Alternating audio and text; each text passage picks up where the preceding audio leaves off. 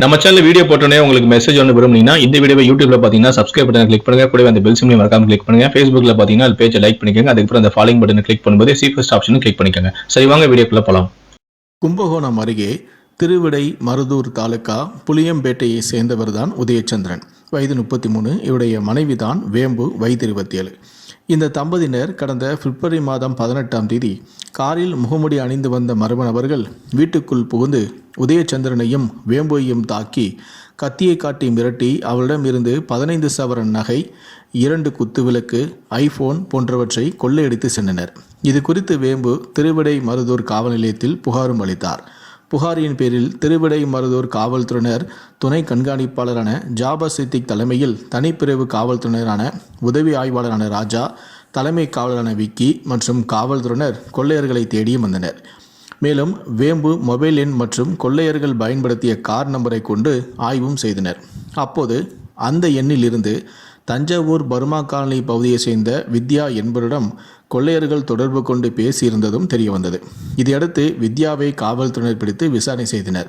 அதற்கு காரணம் அந்த வித்யாவுடன் கொள்ளை நடந்ததாக புகார் அளித்த வேம்புவும் பேசி வந்திருக்கிறார். இந்த நிலையில்தான் வித்யாவை பிடித்து போலீசார் விசாரணை நடத்தினார்கள். இந்த விசாரணையில் வித்யா, வேம்பு இருவருமே சேர்ந்து பாலியல் தொழிலில் ஈடுபட்டு வருவதும், இதற்காக வாட்ஸ்அப் குழு ஒன்றை உருவாக்கி தமிழகம் முழுவதும் பலரையும் வைத்து தொழில் செய்து வந்ததும் தெரியவந்தது. இந்த குழுவிற்கு அட்மினாக வித்யாவும் வேம்புவும் தான் இருந்து செயல்படுத்தி வந்தனர். இந்த நிலையில்தான் அம்மாப்பேட்டை பகுதியை சேர்ந்த ஒருவர் வித்யா மூலம் வேம்புவை கொடைக்கானலில் உள்ள சொகுசு விடுதிக்கு அழைத்துச் சென்று உல்லாசமாக இருந்துள்ளார்.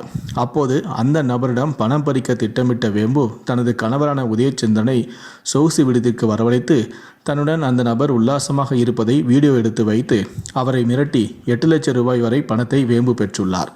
இது தொடர்பாக வித்யாவிடம் அந்த நபர் தெரிவித்தும் உள்ளார். பின்னர் வித்யா அந்த வீடியோவை ஒப்படைக்க வேம்புவிடம் கூறியுள்ளார்.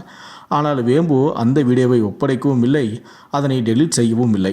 இதையடுத்து வித்யா தஞ்சாவூர் பர்மா காலனியை சேர்ந்த தனது பகுதியை சேர்ந்த பாலகுரு, கோபிநாத், முரளிதரன், முத்துகிருஷ்ணன், பிரபாகரன், ஆகாஷ், விஸ்வா, அருண் உள்ளிட்ட 8 பேரை வைத்து வேம்புவின் வீட்டிற்கு சென்று பணத்தை கொள்ளையடித்ததும் தெரிய வந்தது.